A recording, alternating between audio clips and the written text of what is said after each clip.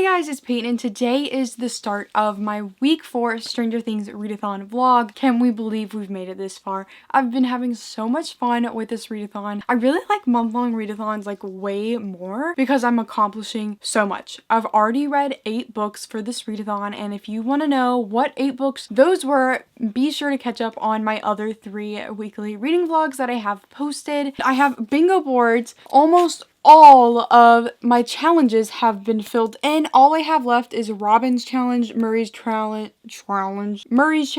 USS Butterscotch challenge, Erica's challenge, and the little thing that says complete all challenges. I think I can do this, and I have had a plan on how. I have 3 more books that will complete the rest of this, and I'm so excited to read them. I have a week to do it, and I'm pretty sure I can do it. So the first one that I'm going to be reading is Bookish and the Beast by Ashley Poston. I actually started this one last night. It is Monday, September 21st, I believe. I'm currently on page 50, but this book is 280 pages, and if I really wanted to tonight, I could read the whole thing. I think it's 8 o'clock at night. I'm wanting to watch a movie tonight, but I still very possibly could read this whole thing today if I wanted to. This book is a Beauty and the Beast retelling. It's the 3rd one in this companion series, starting with Geekarella and then Princess and the Fangirl, and I don't think you need to read them in a particular order if you don't want to, but I would rather read them in publication order. I am so far loving it so much. It has our main character Rosie Thorne from a small town. She loves reading so much, and then we have Vance Raines, who we do know from the past books. He is a super famous movie star, and he's in this movie that has a huge fandom around it. There's a book series, there's a past TV show, and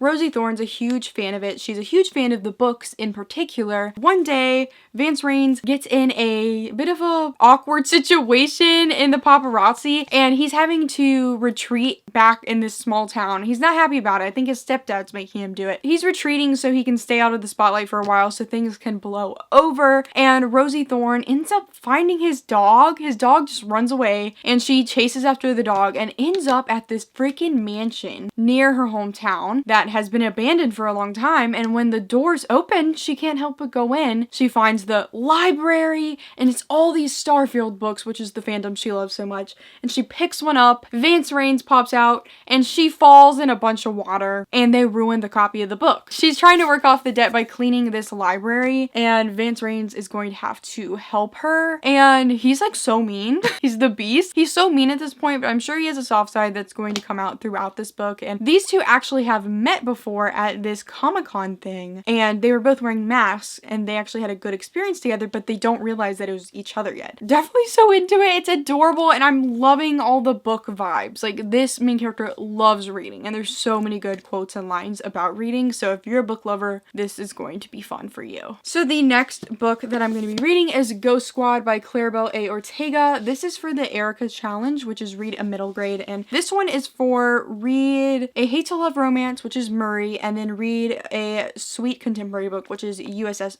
Butterscotch. This one's the read a middle grade. It's a cute Halloween middle grade with a bunch of ghosts. These 2 kids accidentally unleash a lot of these ghosts, and they have to get one of their grandmothers who's a witch to help them try to freaking defeat it and reverse the curse so they can save their town. It sounds adorable, and I cannot wait to dive into this. It's also super short. The final book that I'm going to be trying to read this week is The Grace Year by Kim Liggett, and I'm going to be reading this for the challenge Robin. I'm pretty sure there's a female-female romance in this book, or like queer characters. I've heard that, and I hope it is because I'm doing it for Robin's challenge, and I need it to work out, but I'm pretty positive I've heard people recommend this to me because of that, so I'm just going to read it and hope it follows through and then I can complete the challenge. That would really suck, but if that does happen, I will pop in a last minute read just so I can complete the challenge. But this is a dystopian book, and it's highly compared to the Hunger Games, and that gives me everything. Apparently in this world, girls are told that they have the power to lure grown men from their beds, drive women mad with jealousy, and they believe their very skin emits a powerful aphrodisiac. I can't even say that. It's the essence of youth. When they turn 16, they're banished into the woods so they can unleash this apparent magic that they have. There's a bunch of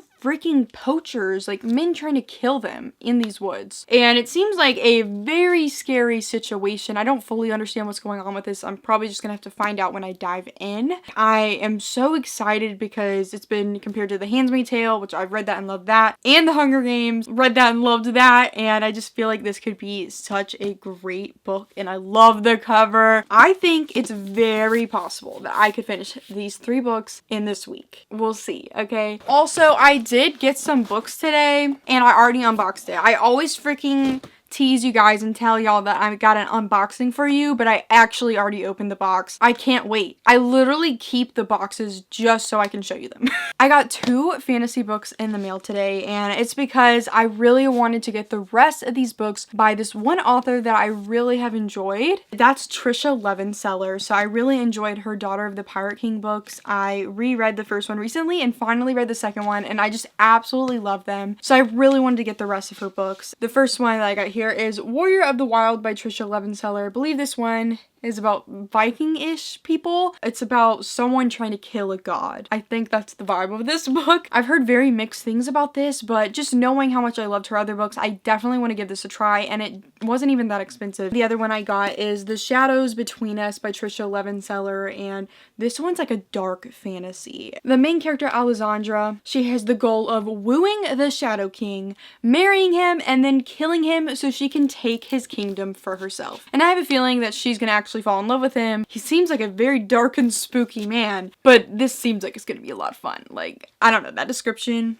makes me very excited. Hey everyone, I'm back again, and it is actually September 24th. I did finish Bookish and the Beast by Ashley Poston a few days ago. I didn't finish it the night that I said I would, but I did it the next night. I had so much joy reading this book, but when I finished the book, I was in depression mode. I'm not even kidding you. This book was a great distraction from my life. I've been really stressed with my college. There's so much homework I've been having that I sat down to read the rest of this book that night, and it swept me off my feet, like put me in a different world. I felt so happy, and then it ended and I was sad.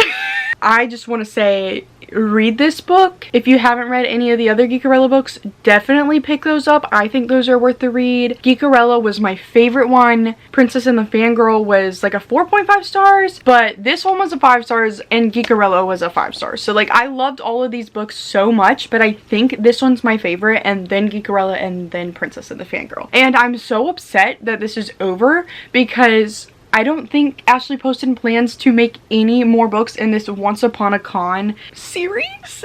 And that makes me like literally sad. Like, I feel tears welling in my eye. Like, these books have brought so much joy that the fact that it's over is just indescribable pain. I literally can't stand that idea of no more books like this. Ashley, like, please help me out. Please write more books like these. I loved this one so much because obviously there was the hate to love aspect. It completed the challenge Murray, and it completed the challenge USS Butterscotch. It was just everything I wanted and more. Like, it was so sweet. I loved seeing the Beast Vance soften up. We saw like a really gross personality from him at first, but you could see him just like slowly get better, and I really appreciated that because obviously that's like true to the Beauty and the Beast, and all the nods to the original story was really cute, and I really love these two characters. I love their dynamic together, and I also loved all the bookish aspects. This book was everything. I literally have so many tabs.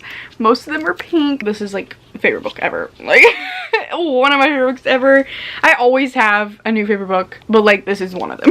Last night I started another book, and that is Ghost Squad by Claribel A. Ortega. I only got 36 pages into it, so it's not as far as I was hoping, but it's only like a 237 page book. So if I really wanted to, I could just like sit down and read the entire thing tonight. So far I'm enjoying this. It's really cute. I loved the Ghost Family vibes. Our main character, Lucy, like all of her family members are these fireflies. I'm pretty sure this is like a legend from the Dominican Republic culture, because that's how it seems to be described, that these fireflies actually are her ghost family members, and she can see them. Her dad can't see them anymore, but I think he used to be able to see them. I think one of her ghost family members starts to like fade out, like she's starting to disappear, and she's terrified. And her best friend Sid are determined to find this spell book that could possibly revive her. And I'm assuming that's where the big accidental curse that they set and unleashes a bunch of ghosts happens. And I can't wait to get to that point. And it's just a cute little book so far, with a little girl and her father. They're at risk of losing their home right now because their family business is not doing so well. She's just trying to do what she can to help out. It's just a cute little vibe, and I can't wait to read more. Hey everyone, I'm back with another update. I'm not sure what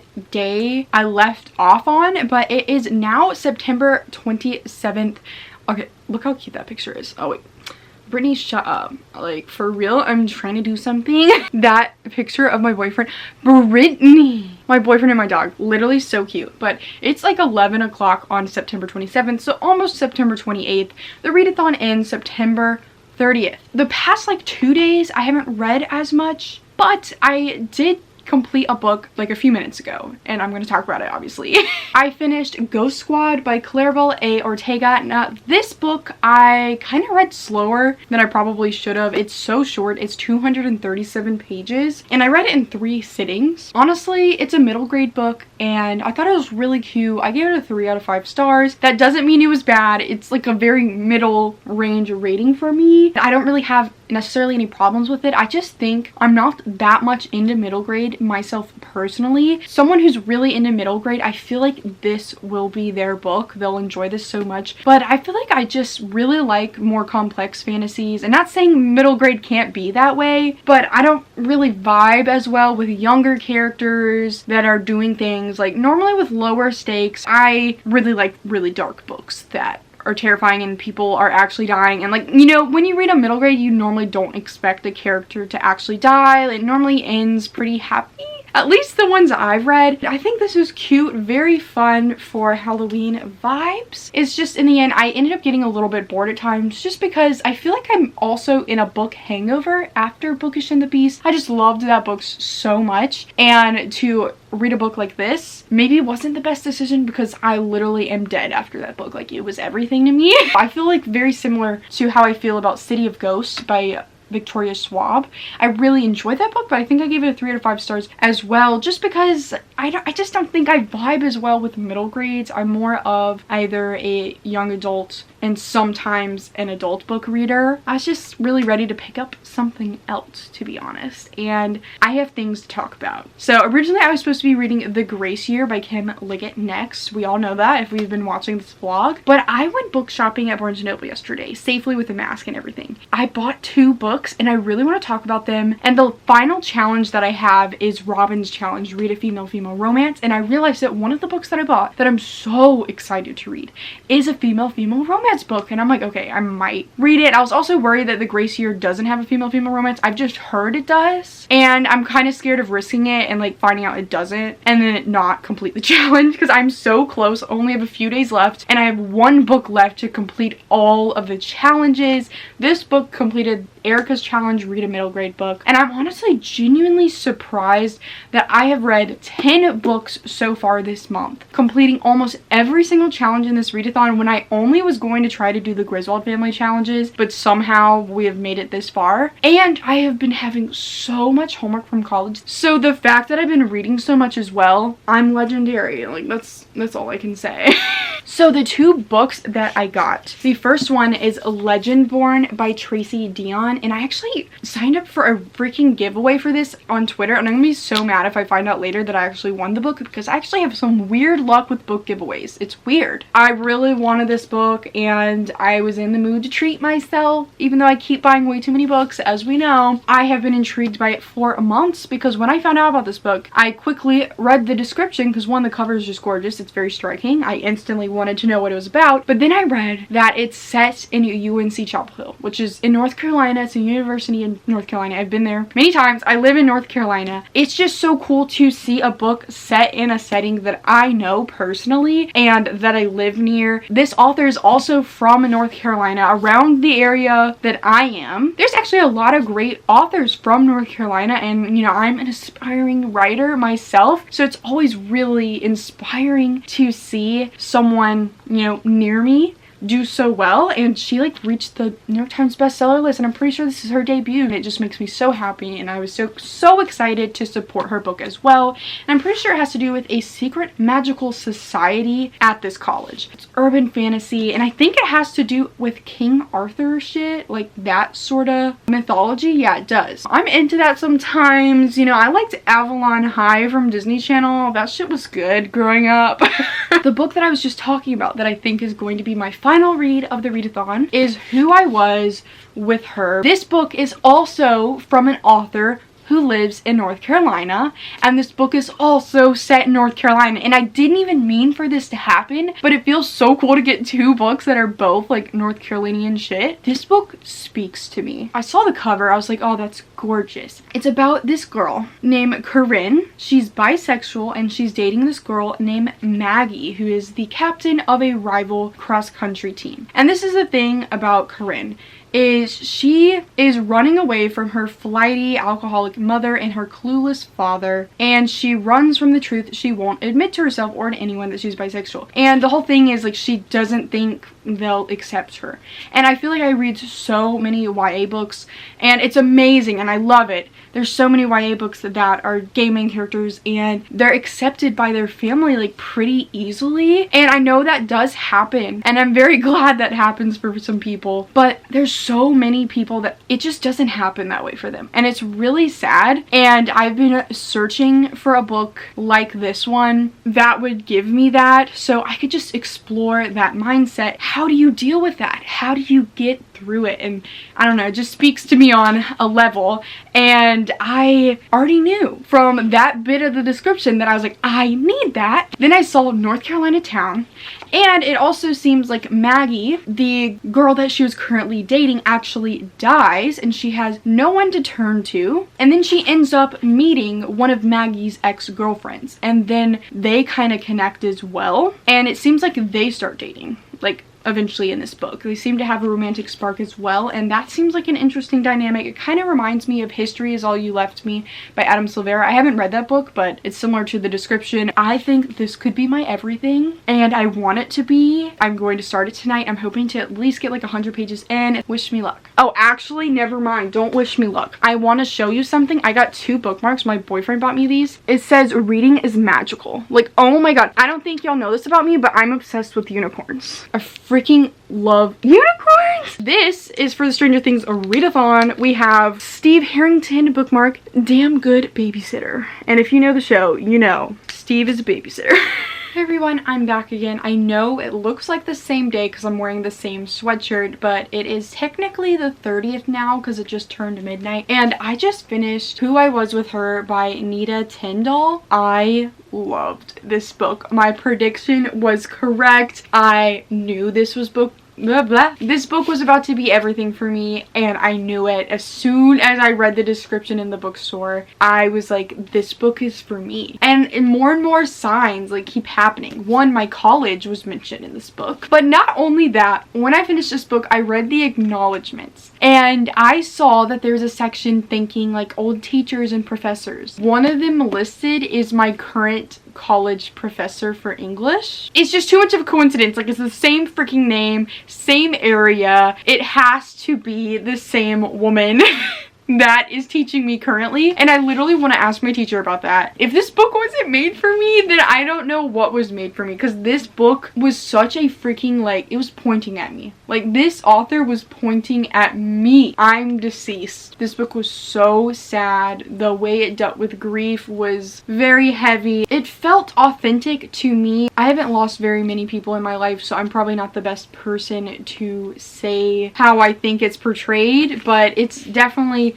really, really heavy, and the whole book is dealing with this grief. And I know I mentioned that there's the plot line of the ex-girlfriend of Maggie, the girl that died, kind of connects with the main character. I liked that it wasn't like, oh my god, I'm in love with you instantly or whatever. It wasn't like that at all. Corinne was definitely struggling with Maggie's death the entire book. It was her trying to become her own person and separate herself from what Maggie wanted for her, what Maggie dreamed for them, and what Corinne wanted for herself. It was a lot of self-discovery. It's so important and it was so well done, and I was a little bit iffy. Like, I was scared that it would be like, oh, I'm in love with this other girl instantly, but when it hadn't been that long. And this book takes place like in over a month time span. Like, it goes through some time, and we see her deal with the grief, and we see Maggie's brother deal with the grief. Like, that's the dynamics we have in this book, is Corinne, Maggie's brother, Alyssa, who is Maggie's ex-girlfriend, and then we have Corinne's parents, and then we also have Corinne's best friend Julia, who actually is asexual, and I loved that. It felt realistic to me that Corinne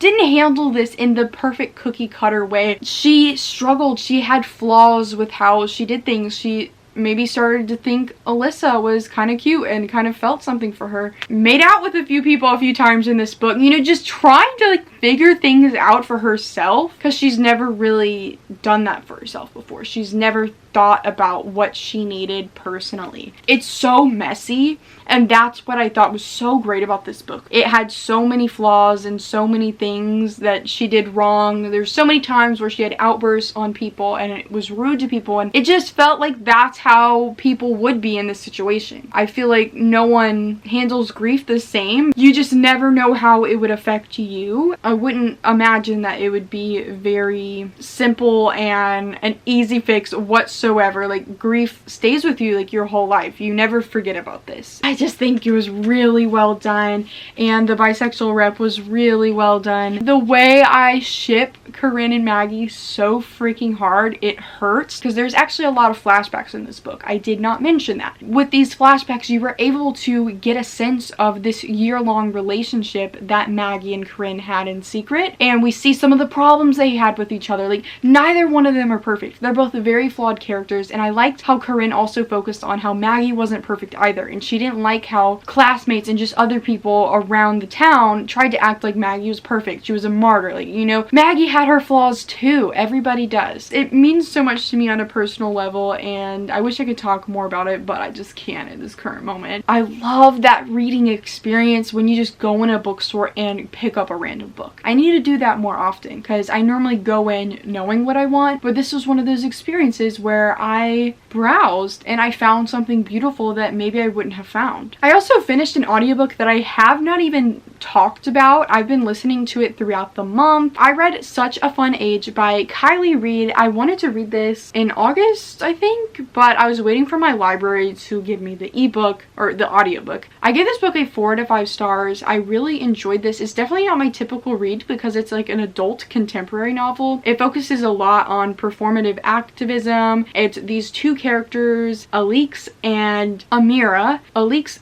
a white woman, she's a mother, she has 2 kids, a husband, and Amira is a little bit younger than her. She's a black woman, and she's currently the babysitter to her daughter, Briar. This book is described as an incident that happens in a grocery store when Amira is randomly called by Alix to come pick up Briar, the kid, because something happened at the house and they need to get her out real quick. And Amira was at a birthday party and she was like not really dressed for a job currently. You know, she was partying, doing what she enjoys, and she took her to a grocery store to just chill for a second, and randomly this freaking security officer at this grocery store starts mistreating her and like acting like she kidnapped Briar when like no, like that you could easily just freaking give them a call and find out that no, they needed her because something was wrong at home and they needed a babysitter real quick. There's a whole video created from that. Someone films it, but she doesn't release it. That's like the description of the book, but that's like only like the beginning piece of the book, and so much other stuff happens from that. It's mostly just Amira and Alix's relationship and their dynamic and how Alix is just trying a little bit too hard. She definitely is like a performative person, and she seems a little bit obsessed with Amira, and we just learn more and more about their backstories. Yeah, I think it was really well done, and I don't really necessarily have any problems with it. I really enjoyed reading it. So that is it. I have completed every single challenge for the Stranger Things readathon with this book. It was the final book I had to read, and I read it for Robin's challenge. Pretty sure Griswold Family is in last place, but we haven't done all the calculations yet. I will put it in the description which team won. I've enjoyed doing this readathon so much, and I would love for us to do another round of this again eventually, especially for Stranger Things season 4. Thank you guys so much for watching this video. Like it, comment down below, have a good day, please subscribe, make sure to follow all my social medias which are linked down below, and go click the bell button which is right by the subscribe button which you should already clicked, and goodbye.